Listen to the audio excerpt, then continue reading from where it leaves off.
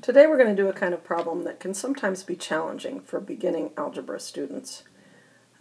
It's when there's a lot of information in a word problem and it gets organized in a chart first to make it easier. I'm going to begin with the example that we used in class and then do some other examples as well. This problem is example 2. Solve the problem using the two given facts.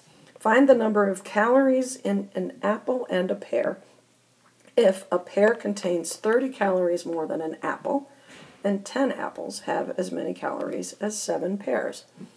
We are always going to begin the same way that we usually do, and that is to write down in words what the unknowns are. From there, we can organize the rest of the information, which involves both how many pieces of fruit there are and how many calories are in each, in our quest to find an equation that fits. So, in this problem, if we look down at what they have, there is a chart that has calories per fruit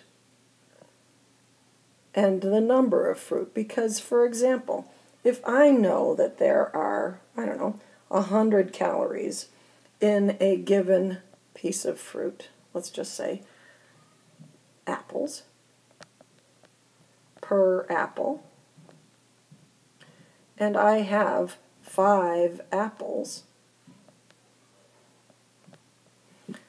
I can figure out if there are 100 calories for every apple and I have 5 apples, I can multiply these together to find out the total calories. So that's the bottom line, that's the underlying logic in doing these. I've got two categories in my chart, calories per fruit and number of pieces of fruit. And what that does is give me a third column with the total.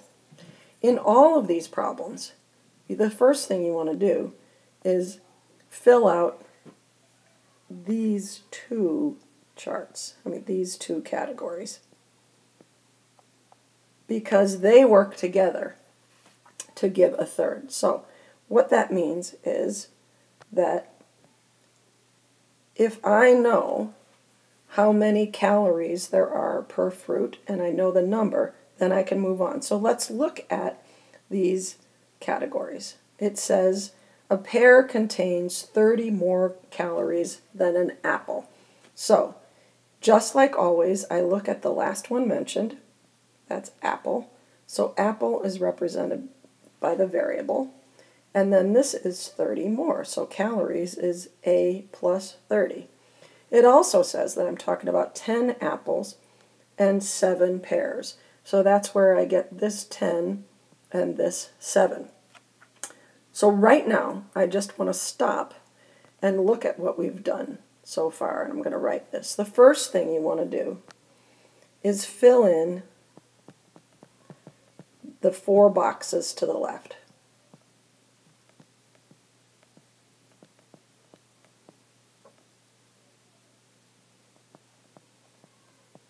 And what I mean is these 4. Okay? The variable can only be in one of the columns.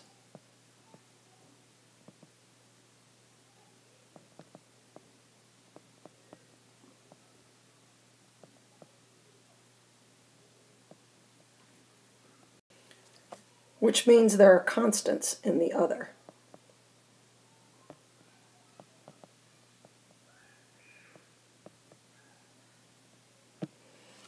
So, here I'm talking about these 4 boxes, this, and this, without regard for the third column. If I know how many calories I have per piece of fruit, and I know the number of fruit, I can, like I said before, look and see that that is the total calories if I multiply those together. That's the purpose of making a chart. Now, in this problem, if I call this, I can say that I've got A calories for apple, A plus 30 for pear. I know I've got 10 apples and 7 pears. So just like before when I multiplied 100 times 5, I'm going to multiply A times 5 to get this variable expression, 10a, for the total calories. And I'm going to multiply this times 7 to get the total calories in the pair. I don't know a number for that, but I have a variable expression, which will help me set up an equation. So the second step here is to fill in the third column with variable expressions. Use the first two columns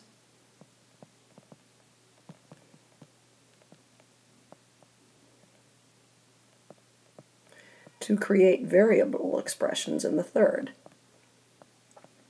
It's almost always going to be multiplied.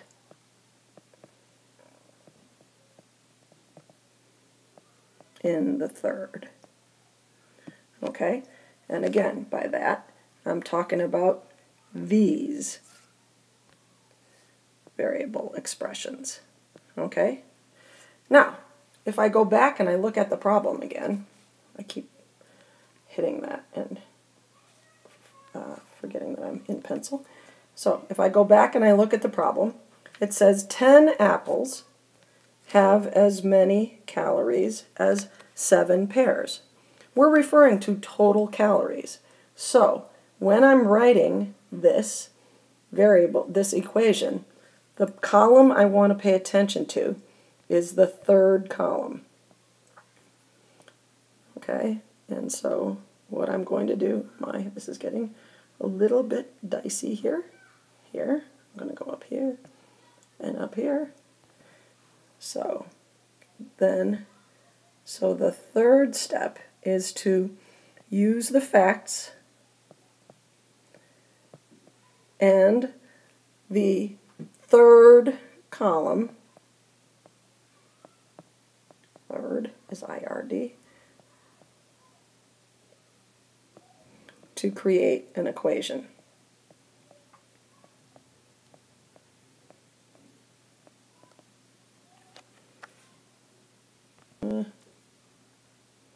What that's going to look like is 10 apples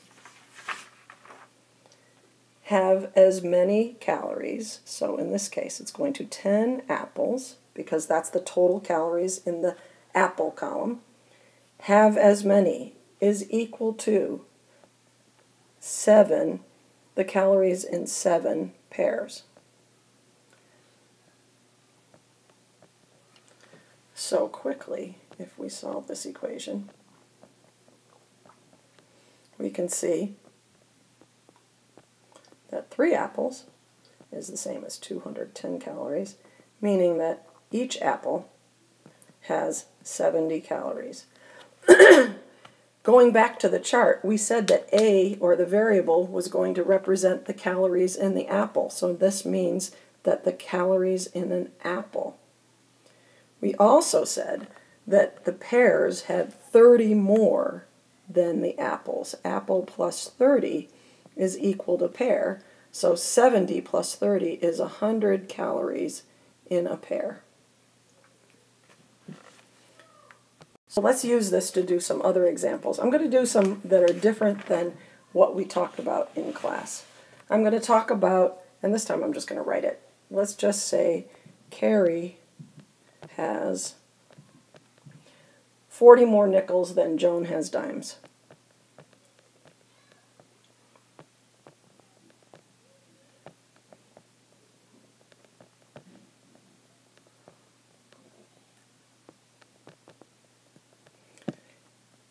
They both have the same amount of money.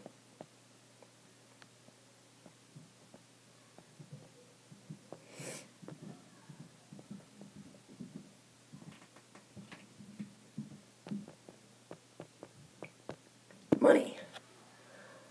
How many coins does each girl have? How many coins does each have?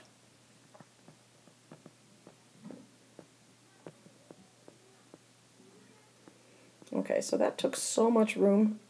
It's going to be a little bit difficult to fit this, but we know, and we begin by writing down in words the unknowns. And in the beginning, others will be writing your charts for you. But we know, if I know how many coins I have, and I know how much each is worth, I can figure out how much money I have.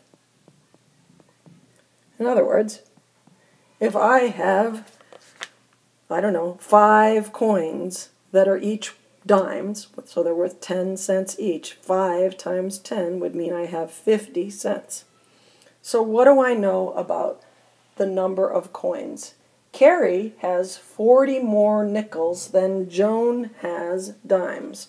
So I don't know how many either of them has, but I know that Carrie has 40 more than Joan. So just like always, when they're compared, we're going to have the last one mentioned be X. Carrie is 40 more than that. Now here's a little tricky thing. Remember that Carrie has nickels. How many pennies is each nickel worth? 5. And how many? But Joan has dimes, so her coins are worth 10 cents. So Carrie is 5 times X plus 40. We don't know how much money she has, but however many, let's see, Carrie has nickels. However many nickels she has, if I know how many nickels I have, and they're all worth 5 cents, then I have an expression for the total amount. Whereas Joan's total is equal to 10x. I'm out of room here, but before we turn the page, it says they both have the same amount of money. So I think when you hear the same, we don't know how much Carrie has, but it's expressed by 5 times x plus 40. We don't know how much Joan has, but it's represented by 10x. So we know that those two amounts are equal, and that's what we will use to create our equation. What we know then is that 10x, I'm just putting that one, the dime one on it, is equal to 5 times 40 plus x. The girls have the same amount of money. So 10x is equal to 200 plus 5x. That means 5x is equal to 200. How many times does 5 go into 200? X is equal to 40. And when I found that, we said that Joan was going to be X. If we could go back, we said that Joan was X, and Carrie had 40 more than X. So this is Joan, and Carrie has X plus 40, which equals 80 coins for Carrie.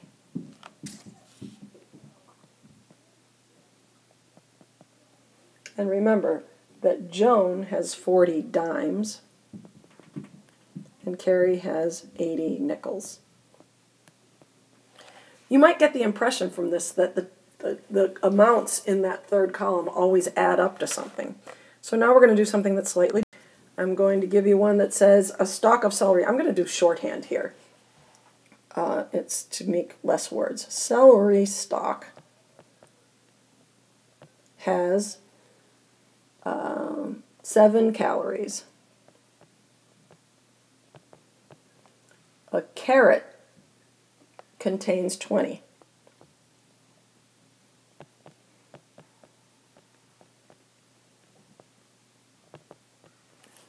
Okay, a total of 45 carrots and celery stalks. So a total of 45 carrots and celery stalks.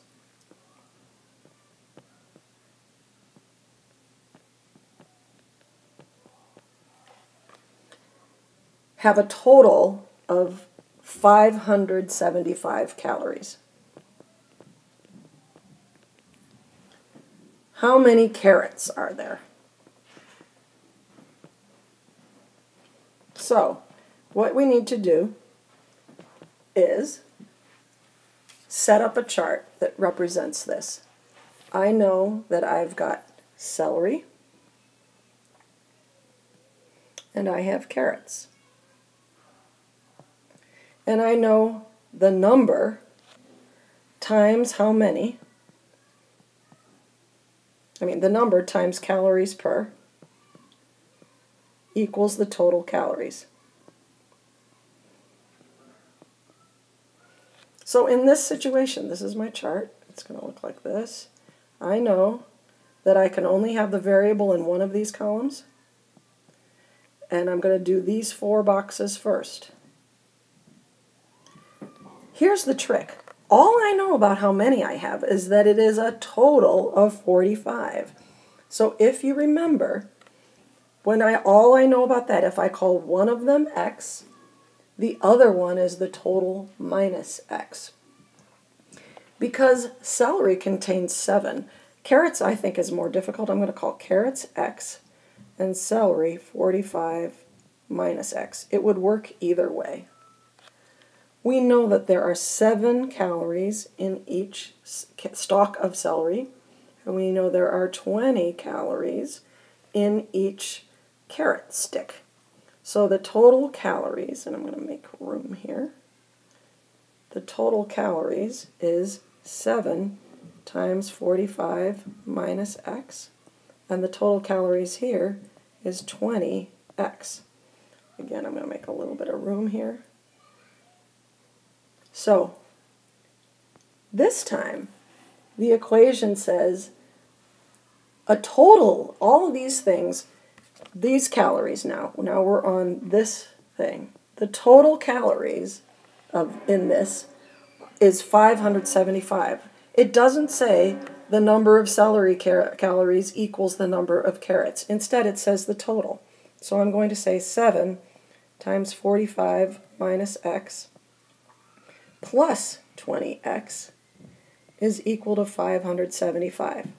Once you have the chart, you really have to think about this column and look at the words of the problem and see how that relates to what the equation should be. So, if I say 7 times 45 minus x plus 20x is equal to 575, I find that 7 times 45 is 315 minus 7x plus 20x is equal to 575, which means that 315 plus 13x is equal to 575.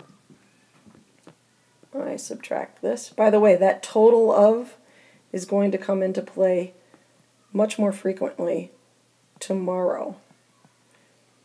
0, 6, 2, so 260. 13 goes into 26 twice, so it's going to be, whoops, so that's going to be 20.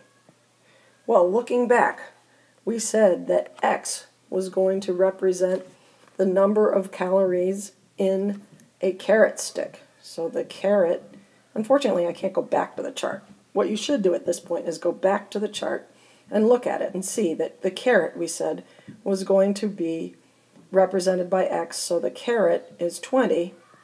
The celery, then, was going to be 45 minus x. So 45 minus 20 is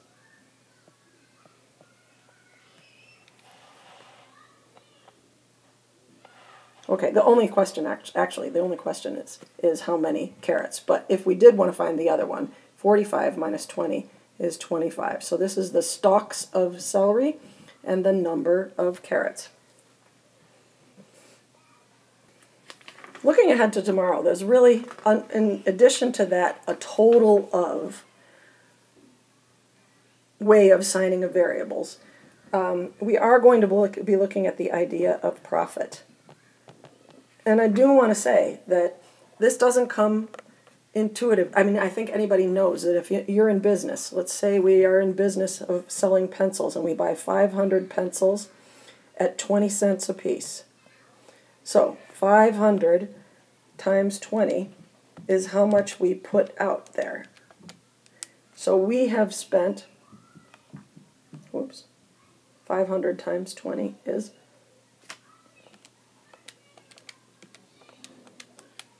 we've spent $100. that's how much we bought them for.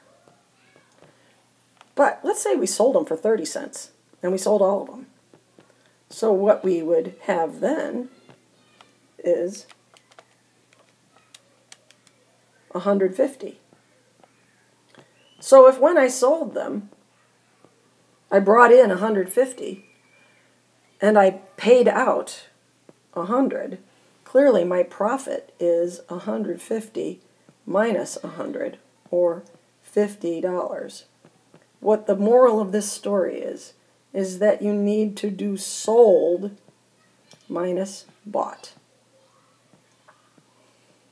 Other than that, most of the problems involving profit and cost just follow the same sort of chart procedure. So good luck.